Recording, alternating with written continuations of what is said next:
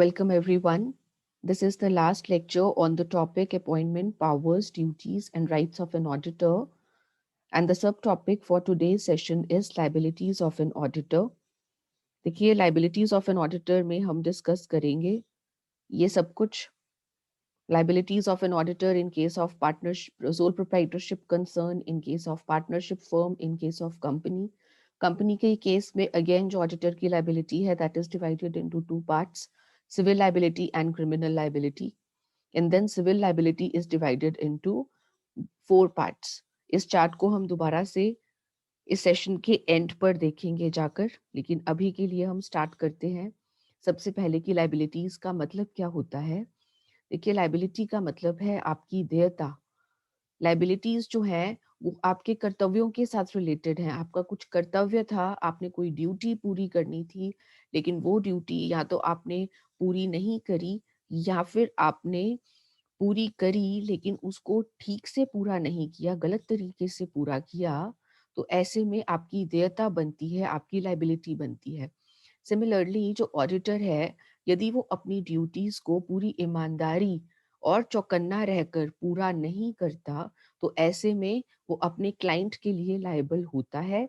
जिस ऑर्गेनाइजेशन में वो ऑडिट कर रहा है, वो ऑर्गेनाइजेशन के लिए वो लायबल रहेगा। If as a result of his negligence, अगर ऑडिटर की लापरवाही की वजह से उसके क्लाइंट को जिस ऑर्गेनाइजेशन में वो ऑडिट करने जा रहा है, अगर उस ऑर्गेनाइजेशन को किसी तरह का लॉस हो जाता है, हानि हो जाती है, तो जो कोर्ट्स हैं वो ऑडिटर को कंपेल कर सकती हैं कि वो उस ऑर्गेनाइजेशन को उनके लॉसेस की, उनके डैमेजेस की भरपाई करे। तो this is what is the meaning of liability. अब लाइबिलिटीज में मैंने आपको कहा कि हम 3 केसेस में डिस्कशन करेंगे, सोल प्रोप्राइटरशिप कंसर्न के केस में, पार्टनरशिप फर्म के केस में, and third one is in the case of company. So first of all the A part is in case of sole proprietorship concern. In case of sole proprietorship concern, अब देखिए sole proprietorship concern में auditor की जो liability है that depends upon the contract between the client and the auditor. जिस organisation में जिस sole proprietorship firm में वो जा रहा है, उस सोल प्रोप्राइटरशिप फर्म के साथ ऑडिटर का कॉन्ट्रैक्ट किस तरह से हुआ है, उसके ऊपर डिपेंड करती है उसकी लाइबिलिटी। ठीक है जी, ये चीजें हम ड्यूटीज के केस में भी डिस्कस कर चुके हैं कि जो ऑडिटर की ड्यूटीज हैं वो डिपेंड करती हैं कॉन्ट्रैक्ट पर। सिमिलरली यदि जो ऑडिटर की ड्यूटीज हैं यदि वो कॉन्ट्रैक्ट पर निर्भर करेंगी, उसी तरह से जो ऑडिटर की लाइबिलिटी है वो भी कॉन्ट्रैक्ट पर ही निर्भर करेगी। जो कॉन्ट्रैक्ट में लिखा जाएगा उस हिसाब से उसकी देयता बनेगी। Second is liabilities of the auditor in case of partnership firm. अब पार्टनरशिप फर्म में भी जो ऑडिटर है उसकी नियुक्ति कैसे की जाती है। पार्टनरशिप फर्म में ऑडिटर की नियुक्ति एक कॉन्ट्रैक्ट के अंतर्गत की जाती है, उसकी अपॉइंटमेंट एक कॉन्ट्रैक्ट के अंतर्गत की जाती है। इसलिए इस केस में भी उसकी जो ड्यूटीज एंड लाइबिलिटीज हैं वो डिपेंड करेंगी कॉन्ट्रैक्ट पर, साथ ही साथ पार्टनरशिप डीड के प्रोविजंस पर। पार्टनरशिप डीड में क्या प्रावधान दे रखे हैं उसके ऊपर भी डिपेंड करेगी ऑडिटर की liability. C part is liabilities of auditor in case of a company. अब कंपनी के केस में देखिए जो ऑडिटर है उसकी नियुक्ति, उसकी अपॉइंटमेंट कैसे की जाती है। क्योंकि कंपनी के केस में ऑडिटर की अपॉइंटमेंट कंपनीज एक्ट 2013 के प्रोविजंस के अकॉर्डिंगली की जाती है। सो इसलिए यहाँ पर अगर हम देखें तो ऑडिटर की जो देयता है, उसकी जो लाइबिलिटी है, वो भी कंपनीज एक्ट के प्रोविजंस द्वारा ही निर्धारित की जाती है। सो कंपनीज एक्ट के अकॉर्डिंगली हमारे पास जो लाइबिलिटी है ऑडिटर की, they are divided into two parts, civil liability and criminal liability. अगर हम सिविल लाइबिलिटी देखें तो we have four parts here: liability for negligence, liability for misfeasance, liability towards third parties and liability under companies act। एक एक करके इन सब civil liabilities को discuss करते हैं। तो सबसे पहले तो सिविल लाइबिलिटी और क्रिमिनल लाइबिलिटी में डिफरेंस क्या है। देखिए सिविल लाइबिलिटी वो लाइबिलिटी है जिसमें यदि आप अपने कर्तव्यों को पूरा नहीं करते तो आपको सिर्फ और सिर्फ डैमेजेस पे करने पड़ते हैं। दैट मीन्स आपको सामने वाले के नुकसान की भरपाई करनी होती है। लेकिन क्रिमिनल लाइबिलिटी क्या है। क्रिमिनल लाइबिलिटी वो लाइबिलिटी है जहां पर यदि आप अपनी ड्यूटीज को पूरा नहीं करते हैं तो आप एक तरह से अपराधी माने जाते हैं। आपने एक तरह से आपको माना जाता है कि आपने कोई क्राइम किया है, गुनाह किया है, और ऐसे क्राइम के लिए आपको पनिशमेंट हो सकती है। क्या पनिशमेंट हो सकती है? आपको इम्प्रिजनमेंट हो सकती है, यानी कि जेल हो सकती है, या फिर आपको फाइन हो सकता है, यानी कि जुर्माना भी हो सकता है, या फिर दोनों चीजें हो सकती हैं in case of criminal liability. So सबसे पहले हम सिविल लाइबिलिटी की बात करते हैं। सिविल लाइबिलिटी कौन सी लाइबिलिटीज हैं? जहां पर यदि ऑडिटर अपने कर्तव्य पूरे ना करे, यदि ऑडिटर को दोषी पाया जाए, तो यहाँ पर ऑडिटर को डैमेजेस पे करने पड़ सकते हैं अपने क्लाइंट को, नुकसान की भरपाई करनी पड़ सकती है। लेकिन इस केस में उसको जुर्माना या फिर जेल नहीं हो सकती। उसके ऊपर ना जुर्माना लगाया जा सकता है, ना उसे जेल जाना पड़ सकता है। उसे क्या करना पड़ सकता है? उसे अपने क्लाइंट को नुकसान की भरपाई करनी पड़ सकती है। This is what is the meaning of civil liability. अब सिविल लाइबिलिटी में हमारा जो फर्स्ट पार्ट है that is liability for negligence. और नेग्लिजेंस का मतलब क्या है? लापरवाही के लिए देयता। नेग्लिजेंस मीन्स लापरवाही। सो ऑडिटर से देखिए ये उम्मीद करी जाती है, ये एक्सपेक्ट किया जाता है कि वो अपना जो भी कार्य कर रहा है वो पूरे परिश्रम, क्षमता एवं चौकन्ना रहकर करे। दैट मीन्स वो पूरी डिलिजेंस, एफिशिएंसी और अलर्टनेस के साथ अपना काम करे, और जो भी कंपनीज एक्ट के प्रावधान हैं उनका पालन करे। कंपनीज एक्ट के अंडर उसकी जो ड्यूटीज हैं वो उसके हिसाब से अपना काम करे, उनके प्रावधानों का भी पालन करे। लेकिन यदि ऑडिटर ऐसा नहीं करता है, यदि वो अपना काम डिलिजेंस, एफिशिएंसी, अलर्टनेस और कंपनीज एक्ट के प्रोविजंस के अकॉर्डिंगली नहीं करता है, तो उसे लापरवाही का दोषी माना जाता है। ठीक है जी। तो नेग्लिजेंस का मतलब सबसे पहले क्या है? लापरवाही का मतलब क्या है? Doing something that a prudent person would not do. कुछ ऐसा करना जो कि एक समझदार व्यक्ति कभी ना करता। कोई ऐसा कार्य करना जो कि एक समझदार व्यक्ति ना करे, ऐसे में आपको कहा जाएगा कि आपने लापरवाही बरती है। या फिर ऐसा कार्य ना करना जो कि एक समझदार व्यक्ति ऐसे हालातों में करता। जो कार्य करना चाहिए वो तो किया नहीं, और जो कार्य किया वो कार्य ऐसा था जो कि नहीं करना चाहिए था। तो इन दोनों केसेस में कहा जाएगा कि आप नेग्लिजेंट हैं, आपने लापरवाही से काम किया है। तो ऑडिटर को यदि आप लापरवाही का दोषी ठहराना चाहते हैं, तो ऐसे में आपको क्या शर्तें पूरी करनी पड़ेंगी? मान लीजिए एक ऑडिटर है, वो आपकी ऑर्गेनाइजेशन में ऑडिट करने के लिए आया है, और आपको लगता है कि उसने लापरवाही करी है, उसने अपना काम लापरवाही से किया है, नेग्लिजेंस से किया है। तो ऐसे में आपको क्या शर्तें हैं जो आपको साबित करनी होंगी? किन कंडीशंस के ऊपर आप उसे नेग्लिजेंस का दोषी करार कर सकते हैं? देखिए 3 कंडीशंस हैं। यदि ऑडिटर ने अपना कार्य लापरवाही से किया हो, सबसे पहले तो उसने अपना काम लापरवाही से किया हो। दूसरा, उसने अपना कार्य बिना सावधानी, सजगता एवं ईमानदारी से ना किया हो, तो भी उसे नेग्लिजेंस का दोषी माना जाएगा। एंड तीसरा, उसकी नेग्लिजेंस की वजह से उसके क्लाइंट को नुकसान हुआ हो। देखिए नुकसान होना जरूरी है। यदि उसकी लापरवाही से आपको यानी कि ऑर्गेनाइजेशन को किसी तरह का लॉस नहीं हुआ, तो आप ऑडिटर को स्यू नहीं कर सकते, आप ऑडिटर को नेग्लिजेंस का दोषी करार नहीं कर सकते। सो यहाँ पर क्लाइंट को लॉस होना जरूरी है। ये 3 शर्तें हैं। यदि ये 3 शर्तें पूरी होती हैं, सिर्फ उसी केस में आप ऑडिटर को लापरवाही का दोषी मान सकते हैं, वरना नहीं। Second is liability for misfeasance. अब देखिए नेग्लिजेंस और मिसफीजेंस में काफी सिमिलैरिटी है, लेकिन मिसफीजेंस क्या है? हल्का फुल्का सा इन दोनों में डिफरेंस है। लेट्स सी कि क्या डिफरेंस है। देखिए सबसे पहले तो मिसफीजेंस क्या है? यदि ऑडिटर सौंपे गए कार्य को पूरा ना करे, तो उसे मिसफीजेंस का दोषी माना जाएगा। जो काम आपको दिया गया है, आपने वो कार्य पूरा नहीं किया, आपने आधा काम पूरा किया और आधा काम पूरा नहीं किया, दिस इज मिसफीजेंस। या फिर कोई ऐसे कार्य कर दिया आपने जो कि प्रोहिबिटेड थे, निषिद्ध कार्य करे। कोई ऐसा कार्य जो आपको नहीं करना था, प्रोहिबिटेड वर्क था कोई, वो आपको नहीं करना था और आपने ऐसे निषिद्ध कार्यों को कर डाला, तो इसे भी मिसफीजेंस कहा जाता है। अब नेग्लिजेंस एंड मिसफीजेंस में डिफरेंस क्या है?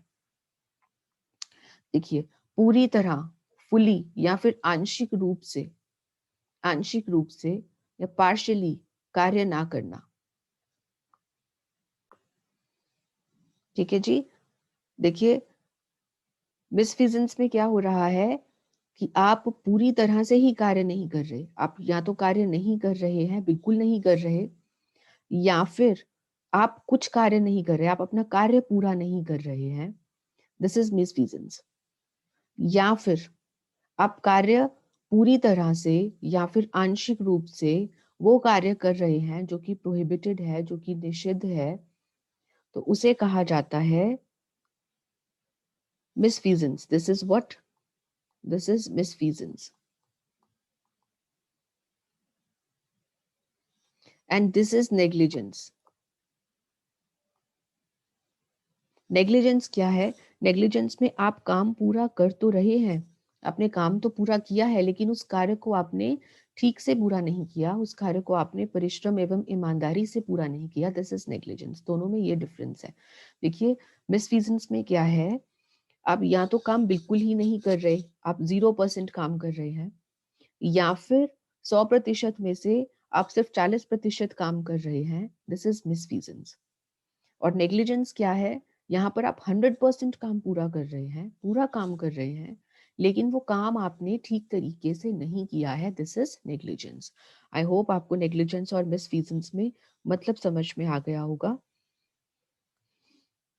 नाउ ऑडिटर को मिसफीजेंस का दोषी कब माना जाएगा? जैसे कि हमने नेग्लिजेंस के केस में कंडीशंस किए थे, वैसे मिसफीजेंस के केस में भी यदि आपको अपने ऑडिटर को दोषी साबित करना है तो यहाँ पे आपको 3 कंडीशंस पूरी करनी होंगी। सबसे पहले तो ऑडिटर की क्लाइंट के प्रति ड्यूटी होनी चाहिए।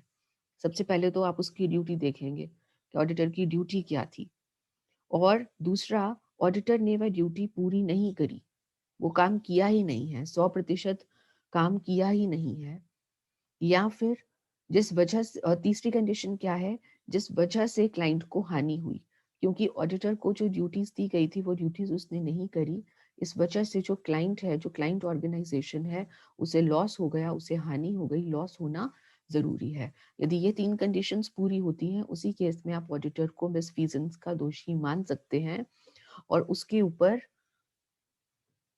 लॉस का केस, मिसफीजेंस का केस दायर कर सकते हैं। Third is liability towards third party. अब थर्ड पार्टीज कौन है?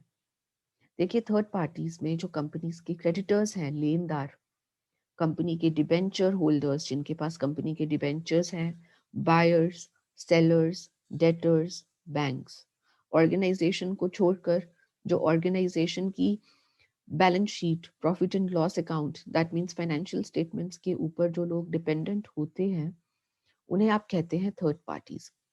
अब देखिए ये जो थर्ड पार्टीज हैं, इनके साथ कंपनी की ट्रांजैक्शंस होती हैं, कंपनी का सौदा होता है, और ये जो थर्ड पार्टीज हैं, जो क्रेडिटर्स हैं, डिबेंचर होल्डर्स हैं, बैंकर्स हैं, ये लोग कंपनी के साथ ट्रांजैक्शंस कैसे करते हैं? On the basis of the accounts audited by the auditor.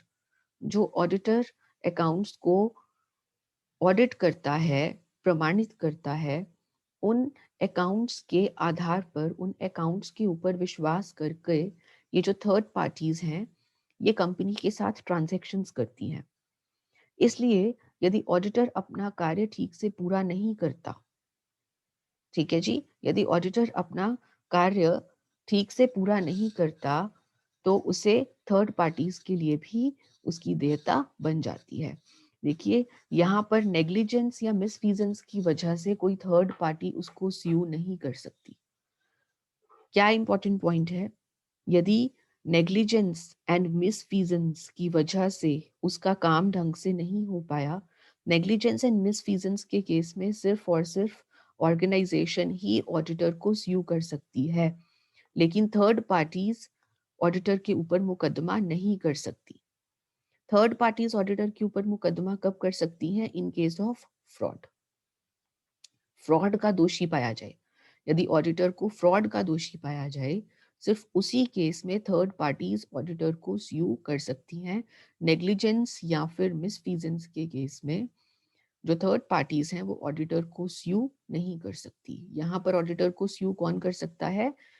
Negligence मिसफीजेंस के केस में सिर्फ एक क्लाइंट है, जो ऑर्गेनाइजेशन है जहां पर ऑडिटर ऑडिट करने जा रहा है, सिर्फ वही ऑर्गेनाइजेशन ऑडिटर को नेग्लिजेंस एंड मिसफीजेंस के लिए स्यू कर सकती है, थर्ड पार्टीज नहीं। तो जो पार्टीज, जो थर्ड पार्टीज हैं, यदि ऑडिटर को लायबल ठहराना चाहती हैं, तो क्या 3 शर्तें हैं जिसके आधार पर ऑडिटर को दोषी घोषित किया जा सकता है। जिस बैलेंस शीट एवं प्रॉफिट एंड लॉस अकाउंट को ऑडिटर ने सर्टिफाई किया था, प्रमाणित किया था, उसमें कुछ इनएक्यूरेसी है, कुछ गलत चीजें हैं या फिर कोई गलत जानकारी है। सबसे पहले तो आपको ये साबित करना होगा कि जिन फाइनेंशियल स्टेटमेंट्स को ऑडिटर ने सर्टिफाई किया है उनमें कुछ गलतियां हैं या फिर उसमें कुछ जानकारी ऐसी है जो कि पूरी नहीं है या गलत है। दूसरा, ऑडिटर को इस गलत जानकारी के बारे में पता था, जानते हुए भी ऑडिटर ने इन इनएक्यूरेसीज को, इस गलत जानकारी को बैलेंस शीट और प्रॉफिट एंड लॉस अकाउंट में डलने दिया। जानते हुए भी कि balance sheet and profit and loss account में गलतियां हैं, उसने इन फाइनेंशियल स्टेटमेंट्स को सर्टिफाई कर दिया, प्रमाणित कर दिया। ठीक है जी। थर्ड पार्टी ने ऐसे गलत प्रमाणित, रॉन्गली सर्टिफाइड अकाउंट्स के आधार पर कंपनी से ट्रांजैक्शंस की, जिस वजह से उसे लॉस हुआ। इन गलत अकाउंट्स के ऊपर बेस्ड जो थर्ड पार्टीज हैं, उन्होंने कंपनी के साथ ट्रांजैक्शंस कर ली और जिस वजह से उन थर्ड पार्टीज को नुकसान हो गया। ये 3 चीजें यदि आप साबित कर दें तो ही आप ऑडिटर को फ्रॉड के लिए लायबल घोषित कर सकते हैं। So these are the liabilities towards the third party. And the fourth is liability under the Companies Act. अब Companies Act के सेक्शन 35 में ये कहा गया है कि यदि जो ऑडिटर है वो प्रोस्पेक्टस में, प्रोस्पेक्टस क्या होता है? प्रोस्पेक्टस एक ऐसी स्टेटमेंट है जो कि उस टाइम पे इशू की जाती है जिस टाइम पे जो कंपनी है उसे मार्केट से फंड्स रेज करने हैं, पैसा उठाना है by way of shares and debentures. एक कंपनी ने शेयर्स या फिर डिबेंचर्स के द्वारा यदि पैसा उठाना है मार्केट से तो उसे प्रोस्पेक्टस इशू करना पड़ता है और उस प्रोस्पेक्टस में ऑडिटर की भी स्टेटमेंट्स होती हैं, ऑडिटर के भी बयान होते हैं। सो सेक्शन 35 जो है कंपनीज एक्ट का, वो क्या कहता है कि यदि ऑडिटर प्रोस्पेक्टस में गलत स्टेटमेंट, गलत बयान दे और ऐसे गलत बयान के आधार पर जो इन्वेस्टर्स हैं, इन्वेस्टर्स कौन है? जो निवेशक हैं, उन्होंने कंपनी के शेयर्स या डिबेंचर्स में निवेश कर डाला और निवेश करने के बाद उनको हानि हो गई, लॉस हो गया, तो ऑडिटर को ऐसी हानि की भरपाई करनी होगी। This is what is said in section 35। क्या कहा गया है कि जिस टाइम कंपनी प्रोस्पेक्टस इशू करती है शेयर्स या डिबेंचर्स के द्वारा मार्केट से पैसा उठाने के लिए, उस टाइम पे प्रोस्पेक्टस में यदि ऑडिटर ने कोई गलत बयानबाजी करी है जिसके आधार पर निवेशकों ने निवेश कर डाला लेकिन बाद में उन्हें हानि हो जाती है, तो ऐसे में ऑडिटर को ऐसी हानि की भरपाई करनी होगी, क्योंकि जानते हुए भी उसने एक गलत स्टेटमेंट, एक गलत बयान डाला है। देखिए, ऑडिटर एक ऐसी पोजीशन पर होता है जहां पर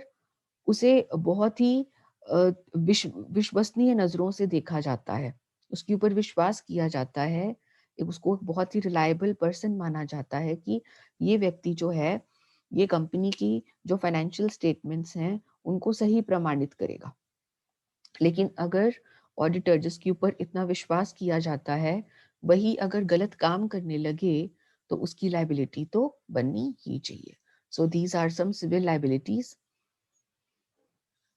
ऑफ एन ऑडिटर। अब क्रिमिनल लाइबिलिटीज क्या है? क्रिमिनल लाइबिलिटीज का मतलब है आपराधिक देयता। और आपराधिक देयता में क्या है कि यदि ऑडिटर ऑडिट करते वक्त कोई ऐसा कार्य करे जो कि कानूनी तौर पर अपराध माना जाए, जिसको कि लीगली क्राइम कंसीडर किया जाता है, तो ऑडिटर को जुर्माना लगाया जा सकता है दैट मीन्स उसको फाइन किया जा सकता है या फिर उसे जेल भी भेजा जा सकता है, he can be imprisoned too. So ये कुछ केसेस हैं जहां पर ऑडिटर जो है उसकी आपराधिक देयता बनती है। द फर्स्ट वन इज जहां ऑडिटर अपनी रिपोर्ट या अन्य डॉक्यूमेंट्स साइन करते हुए सेक्शन 143 एवं 145 के प्रावधानों का पालन ना करे। देखिए, जो सेक्शन 143 है कंपनीज एक्ट का, उसमें ऑडिटर के राइट्स एंड ड्यूटीज हैं जो हम ऑलरेडी डिस्कस कर चुके हैं, और जो सेक्शन 145 है उसमें ऑडिट रिपोर्ट से रिलेटेड प्रोविजंस हैं, ऑडिट रिपोर्ट के प्रावधान हैं। सो यदि ऑडिटर अपनी रिपोर्ट बनाते समय या फिर कोई भी डॉक्यूमेंट साइन करते हुए अपने राइट्स एंड ड्यूटीज का पालन नहीं करता या फिर ऑडिट रिपोर्ट के जो प्रावधान है उनका पालन नहीं करता है, तो उसे क्रिमिनल माना जाता है, उसकी क्रिमिनल लाइबिलिटी बनती है और उसे फाइन एंड इम्प्रिजनमेंट हो सकती है। सेकेंड इज जहां कंपनी की इन्वेस्टिगेशन के दौरान, देखिए कभी कभी कंपनी की छानबीन शुरू हो जाती है, बाहर से एक इंस्पेक्टर बुलाया जाता है जो कि कंपनी की छानबीन करता है। सो ऐसा इंस्पेक्टर ऑडिटर से कोई भी जानकारी मांग सकता है। सो यदि कंपनी के ऊपर इन्वेस्टिगेशन हुई है और जो इंस्पेक्टर है वो ऑडिटर से किसी तरह के अकाउंट्स, डॉक्यूमेंट्स एवं बुक्स मांगता है, लेकिन ऑडिटर ऐसे अकाउंट्स, डॉक्यूमेंट्स और बुक्स इंस्पेक्टर को उपलब्ध नहीं करवा पाता, ना करवा पाए, तो ऐसे में माना जाता है कि उसने क्राइम किया है और ऐसे क्राइम के लिए उसे जेल हो सकती है 6 महीने तक की, अप टू 6 मंथ्स। 6 महीने तक की जेल हो सकती है या फिर उसे जुर्माना लग सकता है, कितना, कम से कम 25,000 और ज्यादा से ज्यादा 1 लाख, 25,000 से लेकर 1 लाख तक उसे जुर्माना भरना पड़ सकता है। तीसरी क्रिमिनल लाइबिलिटी है कि जहां पर जो ऑडिटर है वो गलत रिपोर्ट बना दे, फॉल्स रिपोर्ट, या फिर फॉल्स सर्टिफिकेट बनाए, गलत प्रमाण पत्र बना दे, या फिर गलत बैलेंस शीट बनाए, या फिर कोई ऐसा महत्वपूर्ण तथ्य था जो मटेरियल फैक्ट था, उसकी जानकारी में तो था लेकिन वो बताने से रह गया, तो उसे क्रिमिनल माना जाएगा अकॉर्डिंग टू सेक्शन 447। सेक्शन 447 में फ्रॉड के प्रावधान है, धोखाधड़ी के प्रावधान है। ऐसे में माना जाएगा कि ऑडिटर जो है उसने फ्रॉड किया है। कौन से केसेस में? जहां पे वो गलत रिपोर्ट बनाए या फिर गलत प्रमाण पत्र बनाए या फिर गलत बैलेंस शीट बनाए या फिर किसी महत्वपूर्ण तथ्य को जानते हुए भी फाइनेंशियल स्टेटमेंट्स में ना दिखा पाए, तो उसे फ्रॉड का दोषी माना जाता है और सेक्शन 447 के अकॉर्डिंगली उसे सजा होती है, पनिशमेंट होती है। फोर्थ इज जहां ऑडिटर जानबूझकर, इंटेंशनली गलत सबूत दे, फॉल्स एविडेंस, फॉल्स एविडेंस दे जानबूझकर, वहां पर उसे जेल हो सकती है, कम से कम 3 साल की और अधिकतम 5 वर्ष की जेल उसे हो सकती है। साथ ही साथ उसे जुर्माना लग सकता है, कम से कम 1 लाख का और अधिक से अधिक 3 लाख का जुर्माना भरना पड़ सकता है। नेक्स्ट इज यदि कंपनी के बंद होने के वक्त, जब कंपनी बंद होती है उसे क्या कहते हैं? Winding up. तो जब कंपनी वाइंड अप हो रही हो, उस प्रोसेस में कंपनी के अधिकारियों से कुछ जानकारी मांगी जाती है। सो कंपनी की वाइंडिंग अप के दौरान ऑडिटर को भी एक ऑफिसर माना जाता है और ऐसे में यदि धोखा देने के मकसद से कंपनी के जो ऑफिसर्स हैं या फिर कंपनी का जो ऑडिटर है वो दूसरों को धोखा देने के मकसद से, डिफ्रॉड करने के मकसद से कोई भी बुक्स, अकाउंट्स, पेपर्स को खत्म कर दे या तो डिस्ट्रॉय कर दे या फिर बदल दे, ऑल्टर कर दे या फिर छुपा दे, वाइंडिंग अप के दौरान यदि कंपनी के अधिकारी एवं ऑडिटर दूसरे व्यक्तियों को धोखा देने के मकसद से बुक्स ऑफ अकाउंट्स में कुछ हेर फेर करते हैं, या तो बुक्स को खत्म कर देते हैं या फिर बुक्स को बदल देते हैं या फिर छुपा देते हैं, तो ऐसे में उन्हें क्रिमिनल माना जाएगा, अपराधी माना जाएगा और उन्हें जेल हो सकती है कम से कम 3 वर्ष की, अधिक से अधिक 5 वर्ष की, जुर्माना हो सकता है कम से कम 1 लाख का और अधिक से अधिक 3 लाख का। ठीक है जी। So this is the concept of the liabilities of an auditor. आइए अब जल्दी से वो चार्ट देख लेते हैं जो चार्ट हमने स्टार्टिंग में डिस्कस किया था. Here it is. देखिए लाइबिलिटीज ऑफ एन ऑडिटर हमने डिस्कस किए 3 पार्ट्स में. सबसे पहले तो ये देखा जाएगा कि जिस ऑर्गेनाइजेशन का ऑडिट हो रहा है वो ऑर्गेनाइजेशन सोल प्रोप्राइटरशिप कंसर्न है, पार्टनरशिप फर्म है या फिर कंपनी है. यदि सोल प्रोप्राइटरशिप कंसर्न है तो ऑडिटर की देयता जो है वो निर्भर करेगी कॉन्ट्रैक्ट पर. क्यों कॉन्ट्रैक्ट पर निर्भर करेगी? क्योंकि सोल प्रोप्राइटरशिप कंसर्न के केस में जो ऑडिटर है उसकी नियुक्ति एक अनुबंध द्वारा, एक कॉन्ट्रैक्ट द्वारा की जाती है. इसलिए सोल प्रोप्राइटरशिप कंसर्न के केस में उसकी जो ड्यूटीज हैं और उसकी जो लाइबिलिटीज हैं वो भी किसके ऊपर निर्भर करती हैं? कॉन्ट्रैक्ट के ऊपर निर्भर करती हैं. पार्टनरशिप फर्म के केस में, पार्टनरशिप फर्म के केस में जो ऑडिटर है उसकी नियुक्ति कॉन्ट्रैक्ट के अनुसार की जाती है, कॉन्ट्रैक्ट के अकॉर्डिंगली की जाती है. इसलिए पार्टनरशिप फर्म के केस में भी उसकी जो ड्यूटीज एंड लाइबिलिटीज हैं they depend upon the contract as well as the provisions of the partnership deed. In case of company, यदि हम कंपनी की बात करें तो ऑडिटर की लाइबिलिटी 2 हिस्सों में बटी है. The first one is the civil liability and the second one is the criminal liability. Civil liability क्या है? नागरिक देयता. सिविल लाइबिलिटी में यदि ऑडिटर किसी तरह की कोई लापरवाही बरतता है या फिर अपनी ड्यूटीज को पूरा नहीं करता तो यहाँ पे उसे सिर्फ डैमेजेस पे करने पड़ सकते हैं, नुकसान की भरपाई करनी पड़ सकती है. लेकिन क्रिमिनल लाइबिलिटी में यदि ऑडिटर अपनी ड्यूटीज को पूरा नहीं करता तो उसे अपराधी माना जाता है और ऐसे में उसे जेल भी हो सकती है और जुर्माना भी लगाया जा सकता है. अब सिविल लाइबिलिटी में आपके पास 4 लाइबिलिटीज हैं. The first one is the liability for negligence. And liability for negligence में हमने क्या डिस्कस किया था कि यदि ऑडिटर अपना काम जो है वो पूरा करता तो है लेकिन पूरी ईमानदारी से पूरा नहीं करता, उसे ठीक ढंग से पूरा नहीं करता तो उसे नेग्लिजेंस, लापरवाही का दोषी माना जाता है. लाइबिलिटी फॉर मिसफीजेंस, यदि ऑडिटर अपना काम बिल्कुल पूरा ना करे या फिर आंशिक तौर पर पूरा करे तो उसे लाइबल माना जाता है मिसफीजेंस के लिए. Liability towards third party. अब थर्ड पार्टीज जो है वो ऑडिटर को सिर्फ तभी स्यू कर सकती हैं अगर ऑडिटर फ्रॉड का दोषी पाया जाए. And liabilities under companies act, इसमें हमने प्रोस्पेक्टस सेक्शन 35 के बारे में डिस्कशन की है जिसमें हमने क्या डिस्कस किया था कि यदि जो ऑडिटर है वो प्रोस्पेक्टस में रॉन्ग स्टेटमेंट, गलत स्टेटमेंट दे और जिसके आधार पर जो कंपनी के निवेशक हैं वो उसमें निवेश कर डालें और जिस वजह से उन निवेशकों को हानि हो जाए तो उसे दोषी माना जाएगा. ठीक है जी.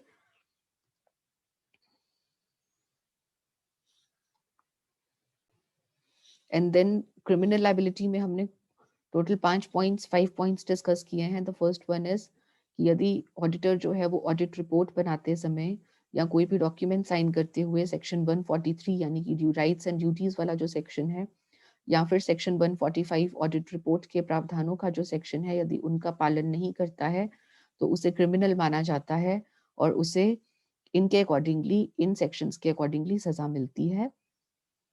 सेकेंड, इन्वेस्टिगेशन के दौरान, देखिए यहाँ पर क्या पॉइंट है, लेट मी हाईलाइट इट. यहाँ पे इन्वेस्टिगेशन का पॉइंट है. यदि इन्वेस्टिगेशन के दौरान ऑडिटर इंस्पेक्टर के साथ कोऑर्डिनेट नहीं करता, कोऑपरेट नहीं करता तो उसे पनिशमेंट हो सकती है. सेक्शन 447 के अकॉर्डिंगली यदि ऑडिटर जो है वो गलत रिपोर्ट, गलत सर्टिफिकेट या गलत बैलेंस शीट बनाता है तो 447 के प्रोविजंस के अकॉर्डिंगली उसे पनिशमेंट हो सकती है. और यदि ऑडिटर जानबूझकर गलत सबूत दे, फॉल्स एविडेंस, यहाँ पर जो पॉइंट है that is of false evidence, गलत सबूत देता है यदि तो उसे जेल और जुर्माना हो सकता है. और यहाँ क्या है, इन case of winding up of the company, जब कंपनी बंद हो रही है, कंपनी के बंद होने के प्रोसेस में यदि कंपनी के अधिकारी या फिर ऑडिटर किसी को धोखा देने के मकसद से बुक्स ऑफ अकाउंट्स के साथ कोई भी हेर फेर करते हैं तो ऐसे में इम्प्रिजनमेंट भी हो सकती है और फाइन भी हो सकता है. That's all for today. Keep revising, keep enjoying.